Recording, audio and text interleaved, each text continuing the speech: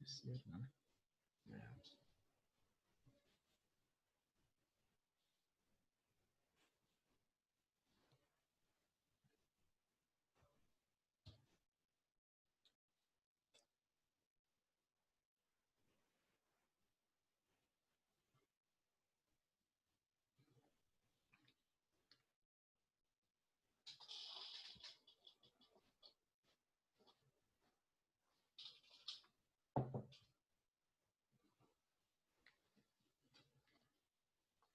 Bom dia, galera. Esperar o pessoal entrar aí para a gente começar aí.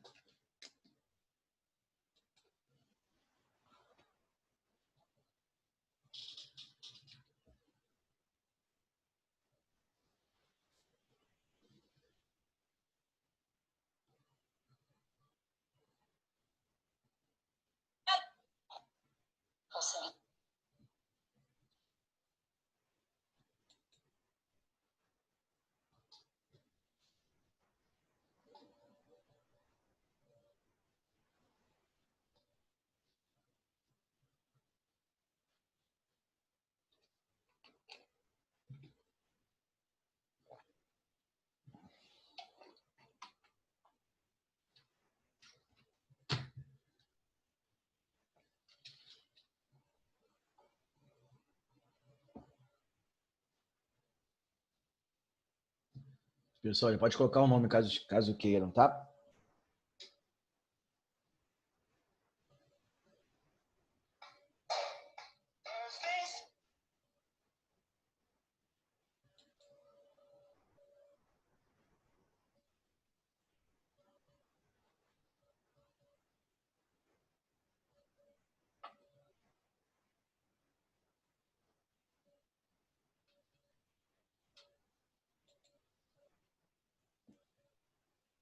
Bom dia, Negona. Bom dia, Rafa.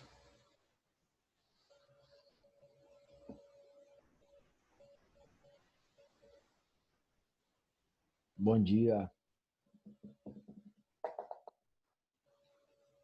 Para o pessoal entrar mais aí, mas eu vou compartilhar com a tela, tá? Vou falar com vocês de literatura, eu vou meio que revisar as escolas literárias que nós, de repente, não vimos, né? Normalmente eu falo bem pouco com vocês de literatura.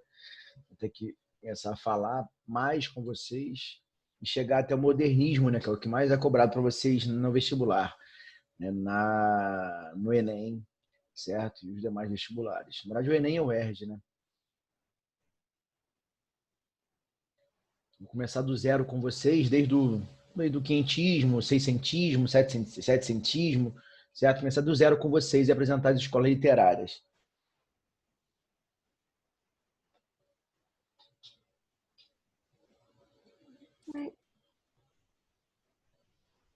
Bom dia. Bom dia, amor.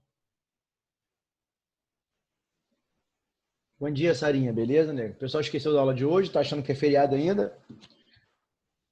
Eu tô cagando um pau realmente. Já estão já em ritmo de feriado aí. Ritmo de quinta-feira não tem aula, não é isso? E sexta é emenda, né? Vou compartilhar aqui a tela logo com vocês então, tá?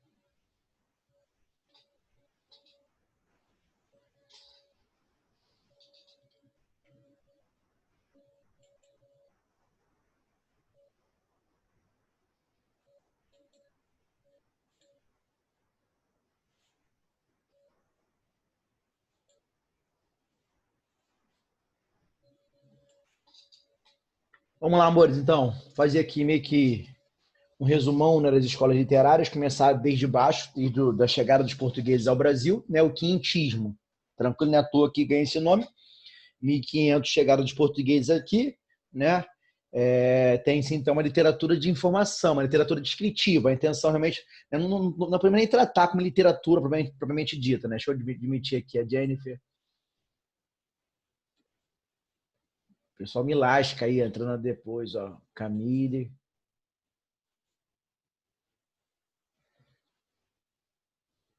Show? Então, quinhentismo, né?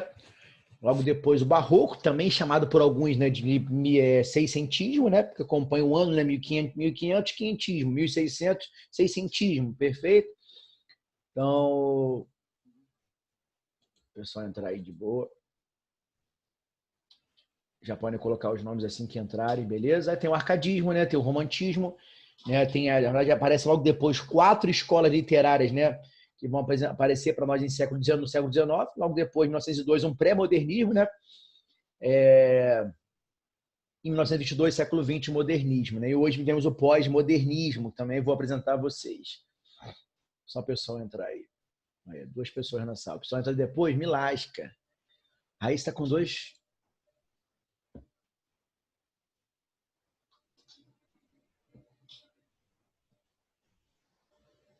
Admitir todos, já isso é Júlio César.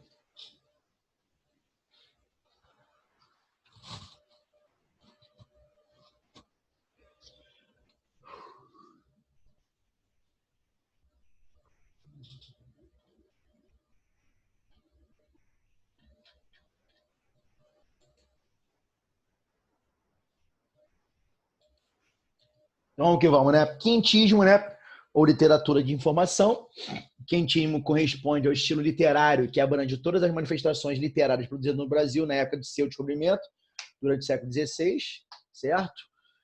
As principais manifestações literárias não são propriamente na literatura brasileira, mas literatura sobre o Brasil, por isso que o nome, né, ganha o nome de literatura de informação ou descritiva, né? Uma vez que pelo Vaz de Caminha vai escrever a carta, né, ao rei Dom Manuel, retratando, né, descrevendo, na verdade, o que foi achado aqui em solo brasileiro, né? Se o solo era bom, né, se tinha algumas riquezas, ouro ou prata, né? Se os habitantes aqui, né, eram de fácil convívio, né, certo? De outras coisas mais. Então, essa literatura descritiva, literatura de informação, vai marcar para nós o quinhentismo no Brasil. Show de bola? Os portugueses chegam ao Brasil, na verdade, né? E a carta de Vaz de Caminha, né, vai realmente fazer uma descrição, né, do que foi achado, dos habitantes, né? Se a terra era legal para se plantar, tudo que plantasse aqui era de bom ares, né? Tudo que se plantasse, né, daria, né, frutos para nós, certo? Incluem-se nessas 2 manifestações a literatura de informação, né, informativa, e a literatura de catequese, né, isso, ó, trazida para nós, né, pela Companhia de Jesus, né? A Igreja Católica, né, vai sofrer um baque, né?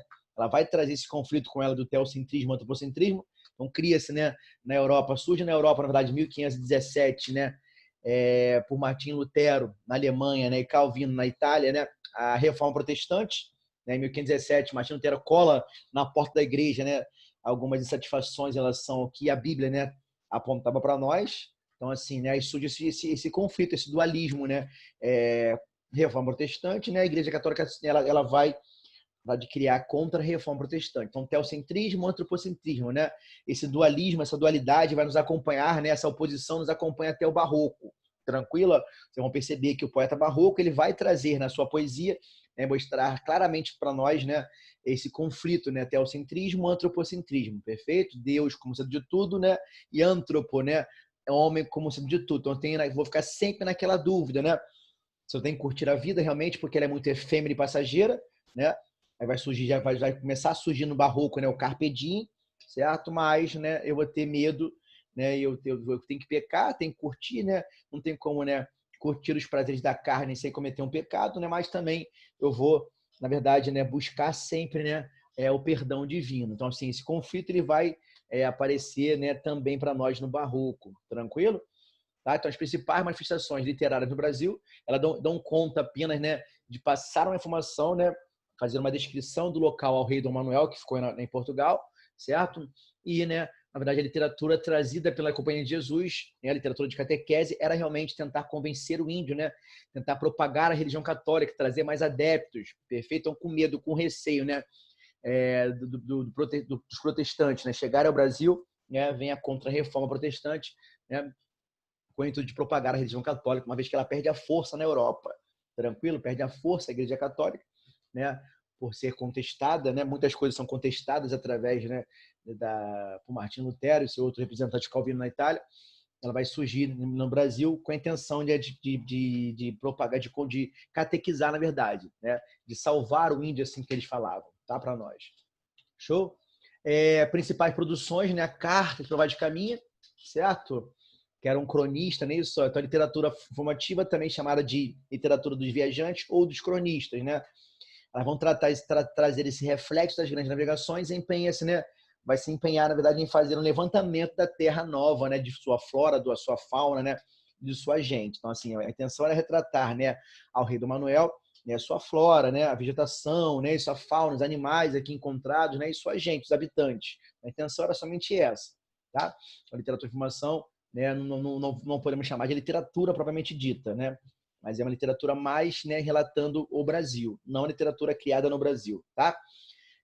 Repare que a outra, né, outro representante para nós é o padre, né, Anchieta, né, que trazia, né, algumas obras, né, alguns sermões, né, alguns autos, né, até porque, né, a língua não era compatível, né, os portugueses não dominavam o tupi, passou a dominar depois, né, acho que até ele, o Anchieta, cria, né, a gramática tupi, com a intenção de dominar o idioma do outro, né, para poder propagar, né, e convencer melhor, né, o meu interlocutor, né, propagar a religião católica. Então, assim, né, não sou bobo nem nada, eu vou aprender a língua deles, né? Mais fácil nós aprendermos a língua dele, criarmos uma gramática tupi do que os índios aprenderem o nosso idioma, certo?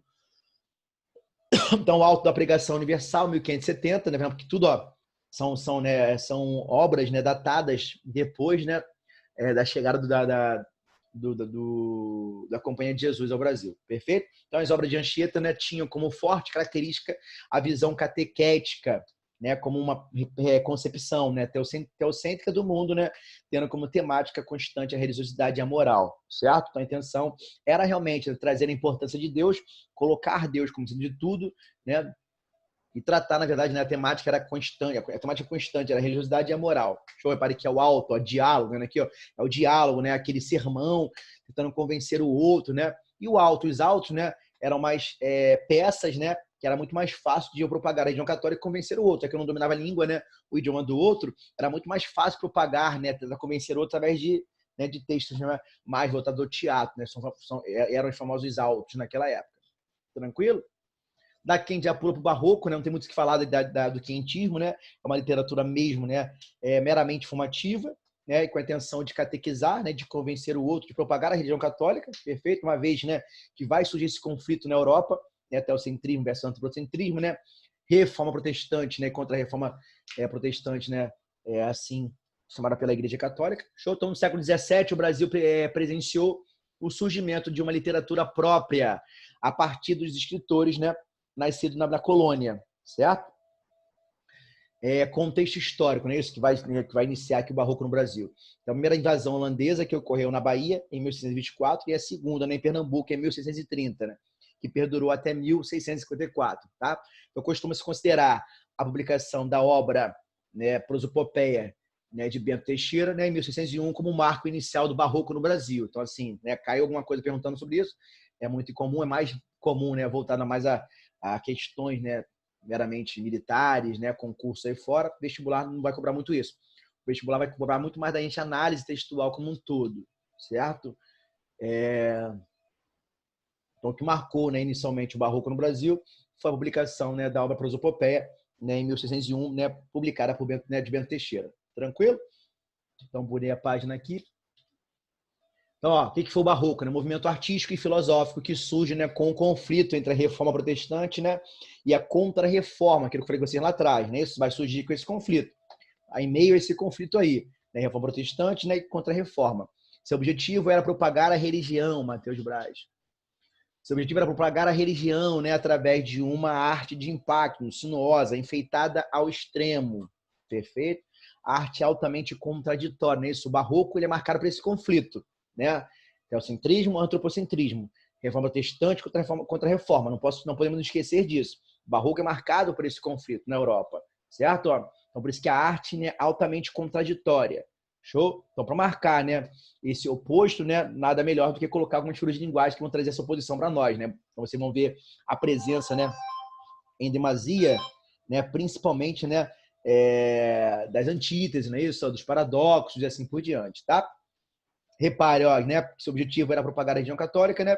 É uma arte de impacto sinuosa, enfeitada ao extremo, né? À toa que isso aí vai propagar também, vai propagar na poesia, né? A poesia barroca é uma poesia cheia de, né, rebuscamento, né?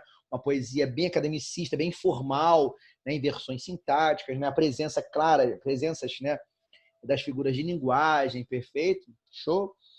Logo depois vai surgir o arcadismo romântico para romper com isso tudo, né? O arcadismo é o que? Uma linguagem, vai trazer uma linguagem mais, né?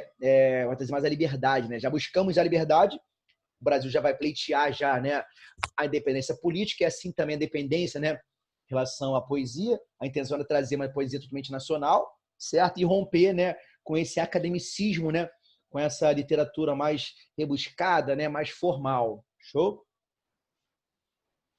E se nós percebemos, né, para nós entendermos bem o modernismo, é importante entendermos bem essa fase. Por quê? Logo depois vão surgir, né, vai surgir o realismo, o naturalismo, depois escolas, né, que vão voltar, né, a essas características do barroco, né? E logo depois, né, o modernismo vai surgir o quê, né? Tentando voltar ao romantismo, né, buscando realmente valorizar o que é nosso, trazer uma linguagem mais acessível ao povo. Então vou romper com o academicismo de novo, entendeu? Então o modernismo vai beber na fonte do romantismo, trazendo para nós uma literatura, né, mais pautada na liberdade de expressão, mais acessível ao povo de forma geral. Perfeito? Então, a origem da palavra barroco é obscura, né? Hipóteses, né, têm sido consideradas, né, levantadas, né, mais acessíveis. Né? O barroco era o adjetivo, né, que designava certas pérolas, né, de superfície irregular, né, e preço. Então, fala, né, que o barroco, né, foi o nome surgiu, né, em cima dos adjetivos, né, que se davam, né, certas pérolas, né, de superfície, né, irregular. Então, trazia essa irregularidade, né, esse conflito, perfeito?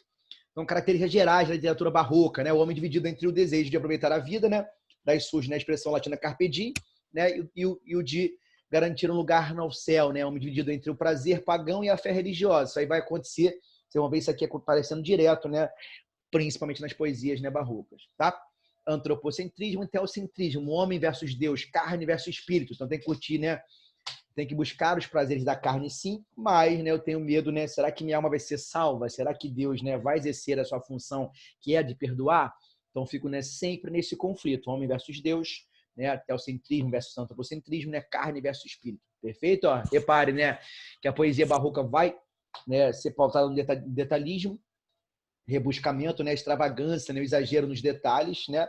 Não só, né, na arte como um todo, né? Isso, ó, se vocês visitarem, né, se vocês forem em Minas Gerais, né, e visitar alguns pontos, né, turísticos de Minas Gerais, nas igrejas, vocês vão ver que tem, né, as igrejas, a maioria delas foram construídas, né, naquela época, né, e os artistas, né, tinham essa coisa de detalhe, né, extravagância, exagero nos detalhes, que é muito detalhada, muito bonita, realmente, algumas igrejas de Minas Gerais, tá?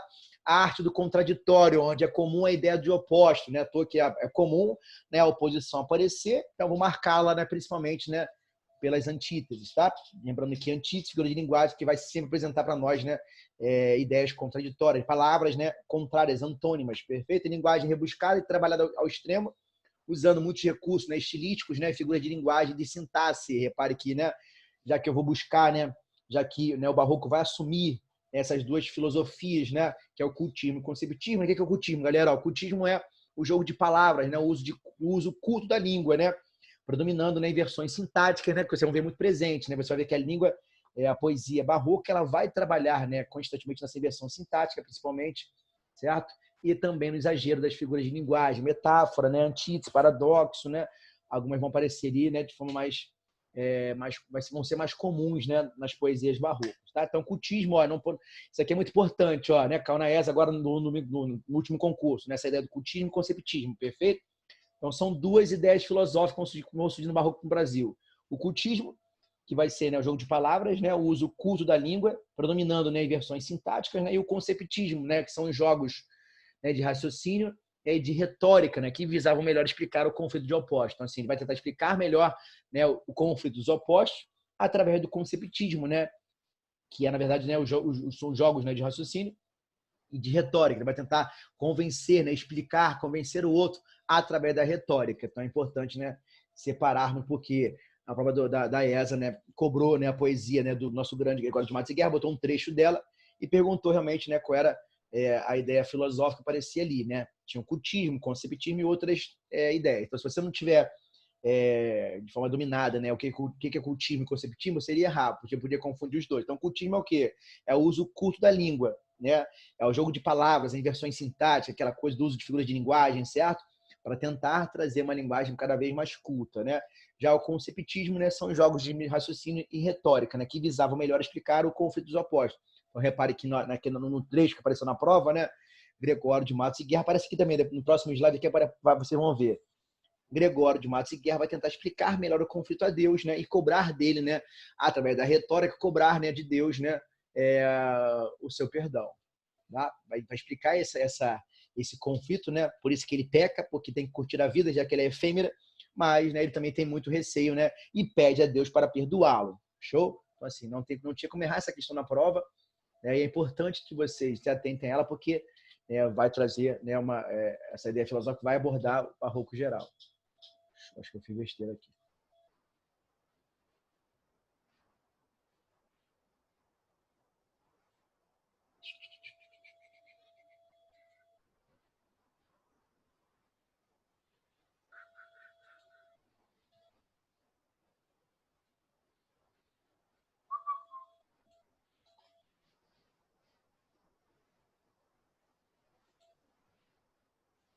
Então aqui, gente, ó, principais representantes, né, do barroco brasileiro: Gregório de Matos e Guerra, né, apelidado de Boca do Inferno, né, não é à toa, por conta da sua poesia satírica ou das suas poesias satíricas. A intenção sempre era, né, zombar, né, tentar, né, evidenciar, né, as coisas erradas que para ele, né, aconteciam, né, na parte da burguesia, do clero, na verdade. Então, ele tinha, né, essa essa poesia realmente, né, para tentar atingir o próximo, perfeito? Então, por isso a poesia satírica, né, poesia erótica, religiosa, tá? Então, aqui, ó, de cara, né, vai trazer para nós uma poesia, né, mais religiosa, voltada àquilo que eu falei. Esse trecho que caiu na prova da ESA, né, e perguntavam, né, qual era a visão, né, qual era uma das visões filosóficas que ele usou bem aqui nesse trecho do poema, né? Então, pequei, Senhor, mas não porque hei pecado, da vossa alta clemência me despido, porque quanto mais tem delinquido, vos tenho a perdoar mais empenhado. Tá vendo aqui, ó, cobrando que Deus, né? Quanto mais tem delinquido, ó, esse conflito, né, que acontece, né, ele vai tentar explicar para Deus esse conflito, né? Tentar persuadi-lo, né, do seu perdão, convencer Deus do seu perdão. Então, quanto mais tem delinquido, ó, vos tenham a perdoar mais empenhado. Se basta vos irar tanto pecado, abrandarmos sobeja num só gemido. Que a mesma culpa que vos há ofendido vos tenha a perdoar, né, lisonjeado. Para o perdão lisonjeado, perdão. Se uma ovelha perdida e já cobrada, glória tal e prazer tão repentino vos deu uma firmagem na sacra história. Eu sou o Senhor, a ovelha desgarrada. Cobrai-a e não queirais, pastor divino, perdendo a vossa ovelha, a vossa glória. Então aqui ele vai tentar usar muito bem, ele usa muito bem o conceptismo, né, que é a parte da retórica, tentando explicar a Deus, né, esse conflito que acontece com ele, com o homem, né, esse conflito, né, de tentar curtir a vida, uma vez que ela é efêmera, é muito rápida e passageira, né, também, né, expressão latina que apareceu, surgiu no barroco, né, e nos acompanhou até o arcadismo, né, o carpe diem, né, que vai nos acompanhar até hoje, né. É importante que aproveitemos realmente o momento, né. É importante que curtimos a vida ao máximo, até porque nós não sabemos que horas que nós vamos, né. A vida realmente é muito efêmera, muito passageira, muito rápida, né. Muitas vezes somos pegos de surpresa com a morte, né, de alguém, né, seja conhecido ou famoso, né, que partiu do nada, né. Então assim, ela é muito efêmera, muito repentina, muito rápida realmente. Essa expressão, né, nos acompanha até hoje, e muitos tatuam no corpo até a expressão carpe diem, né? Tem até um aluno minha que tatuou esses dias carpe diem, e muitos outros alunos que tatuam no corpo, né, essa expressão latina que quer dizer, né, curtir o momento, que vai nos acompanhar com mais força ainda no arcadismo, perfeito? Então o padre Antônio Vieira vai trazer um pouquinho da prosa para nós, né? uma vez que ele vai trazer o sermão da 60ª, né? O sermão tentava, né, na verdade, propagar, né, e convencer o outro da religião católica, né? Trazer, né, aquela poesia, né? Aquela literatura de catequese. Então, aqui continua, né, a prosa, né, com o nosso padre Antônio Vieira, tentando, né, ainda propagar, né, isso, a religião católica, certo? Então, aqui o arcadismo, galera, o arcadismo desenvolve-se no Brasil no século XVIII, né? Perfeito? Especialmente 1700 alguma coisa, né? Então, século XVIII, especialmente em Minas Gerais, onde se havia descoberto, né, ouro, fato que marcou o local como centro econômico e, portanto, cultura portuguesa. Delimita-se o arcadismo no Brasil entre os anos de 1766, né? Perdão, 68, né? A publicação das obras poéticas de Cláudio Manuel da Costa, então 1768, né?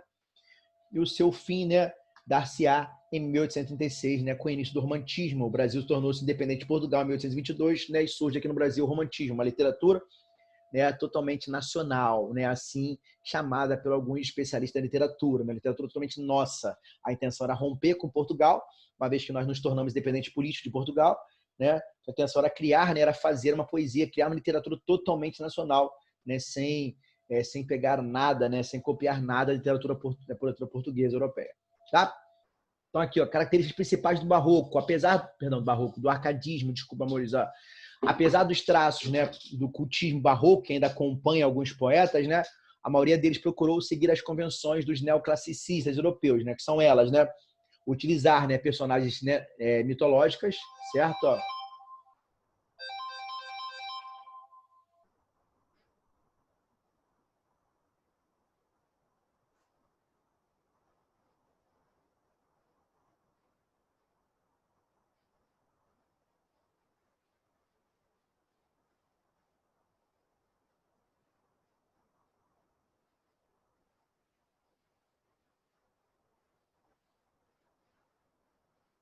Gente, perdão, deixa eu só tirar o som, que não fica perturbando a gente. Então, utilização de personagens mitológicas, né?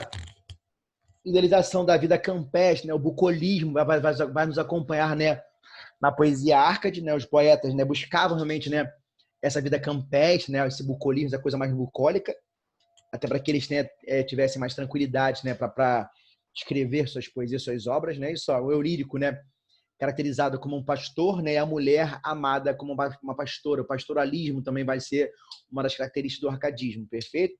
O ambiente, né, tranquilo, idealização, né, da natureza, né, cenário, né, perfeito e aprazível, né, o locus amoenos, né, isso é buscar um ambiente tranquilo, certo? É um locus amoenos, né, mais ameno, mais tranquilo, perfeito?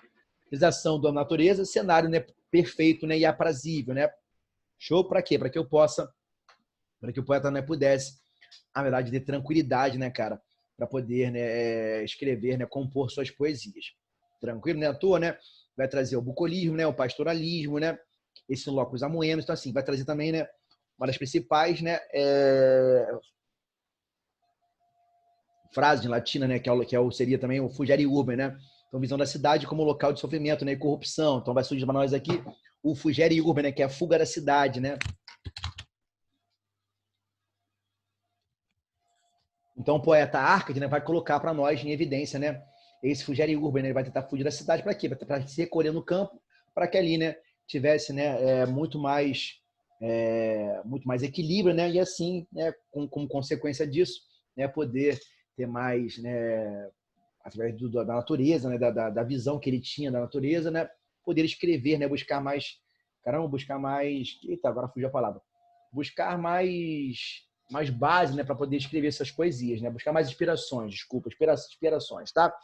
Elogia o equilíbrio, né, e desprezo a extremidade, né, aureia mediocta, a expressão de Horácio, né, aureia, o que é isso, né?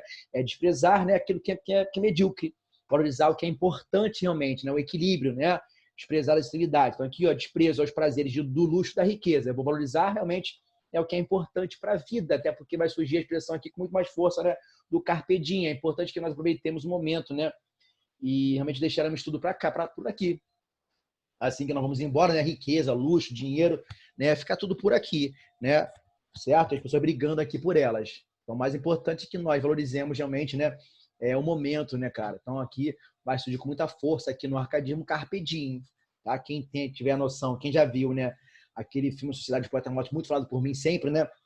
Sociedade dos Poetas Mortos vai trazer para nós, né, com muito mais força o Carpe Diem, uma vez que aquele filme é retratado realmente, né, aquele contexto Arcade na Europa, a escola uma escola rígida, né? Você repare que os alunos ali vão se recolher, né, num lugar mais pastoril, mais bucólico, para poder ali compor, né, suas poesias, suas obras, né, e assim por diante, beleza? Então esse Carpe Diem vai acompanhar a todo momento no filme, vocês vão ver, né? Repare que o professor ele vai romper até com aquela maneira, né, de você passar literatura, ele vai rasgar aquelas páginas, né, da literatura do livro, vai tentar trazer uma literatura muito mais livre, até porque, né, o arcadismo já traz essa liberdade, né? Vou romper um pouquinho aquela coisa mais formal, né? Vou trazer, né, uma literatura muito mais livre, né? Aqui eu já vou buscar a liberdade, tá? Então, principais autores, né? Arcade são Cláudio Manuel da Costa, certo? Ó, Basílio da Gama, Frei José de Santa Rita Durão e Tomás Antônio Gonzaga, né? Que ficou muito famoso por sua principal obra, né? Marília de Dirceu, certo? Aí o Marília não sou algum vaqueiro que viva de guardar a lei e o gado, de tosco trato, de expressões grosseiro, dos frios gelos e dos sóis queimados. Tem um próprio casal, e nele assisto.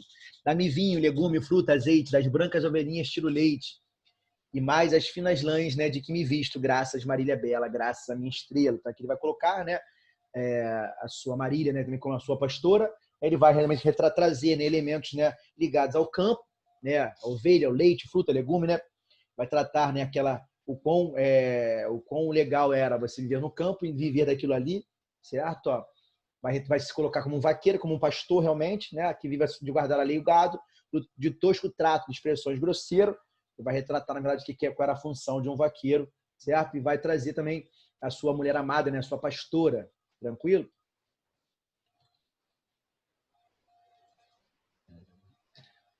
Aqui a gente já vai começar a ver o romantismo, né? Vai surgir em 1830, influenciada pela independência em 1822. O Brasil tornou-se independente político de Portugal, certo? Desenvolve uma linguagem, né, própria e aborda temas ligados à natureza e às questões políticos sociais. Defende a liberdade de criação, né? Vou romper, né, com aqueles preceitos, né, trazidos pelo Barroco. A literatura é muito mais, né, privilegia, né, a criação, certo? A liberdade de criação, na verdade, é a emoção. Vou falar de romantismo, tem como falar de emoção, de sentimentalismo, né, de subjetivismo. As obras valorizam, né, o individualismo, né, o sofrimento amoroso, a religiosidade, a natureza, os temas nacionais, as questões políticas, sociais e o passado, certo? Repare que cada característica dessa pontada vai representar para nós uma geração da poesia romântica, perfeito? Então, o sofrimento amoroso, né, o individualismo vai, né, cair na segunda geração do romantismo, perfeito? A religiosidade também, né, vai cair na natureza, certo? Os temas nacionais vão recair, né, na primeira geração, né, que era nacional indianista, e as questões polissociais, né, elas vão cair, na verdade, para nós na terceira geração do romantismo, né, trazida pelo Castro Alves, principal representante nosso. Show, marco inicial do romantismo brasileiro, a publicação em 1836 de Suspiros, Poetas e Saudades de Gonçalves Magalhães. Então foi o que marcou, na verdade, o romantismo no Brasil, a publicação, né, de Suspiros, Poetas e Saudades de Gonçalves Magalhães, certo? Principais características aí: individualismo, né, egocentrismo, subjetivismo, narcisismo, né, sentimentalismo, escola do coração, lágrima, né, sonho, devaneio, ternura, emoção. Repare que, né, não tem como, né, falar de romantismo sem apontar o sentimentalismo, certo? A escola do coração é daquela coisa subjetiva, que logo depois vai cair por terra, né, com o surgimento do, do realismo, naturalismo. Vão ser escolas mais voltadas ao objetivismo, tá? Sentimento de nacionalidade, né, patriotismo, né, com nacionalismo, né, focado na natureza, na sociedade. Show, liberdade de composição. Vou romper com o barroco, certo? Ó, então vou ter liberdade na composição das minhas poesias, certo? Cristianismo, escritores, né, assumem atitudes de artificialismo, né, cabelos longos, largados, pele pálida, né, esse olhar perdido, vida desregrada, né, apontando realmente, né, o que passavam, né, os poetas, né, os representantes da segunda geração, principalmente da poesia, né, romântica, tá? Então aqui, ó, vou voltar com você daqui a pouquinho, 5 minutinhos para acabar a aula, vou parar por aqui e volto no próximo tempo trazendo as principais, né, as gerações, tentando partir para pelo menos aí realismo, naturalismo e algumas outras escolas que vêm depois. Tranquilo? Vou fechar por aqui então com vocês, volto daqui a pouquinho, meus amores.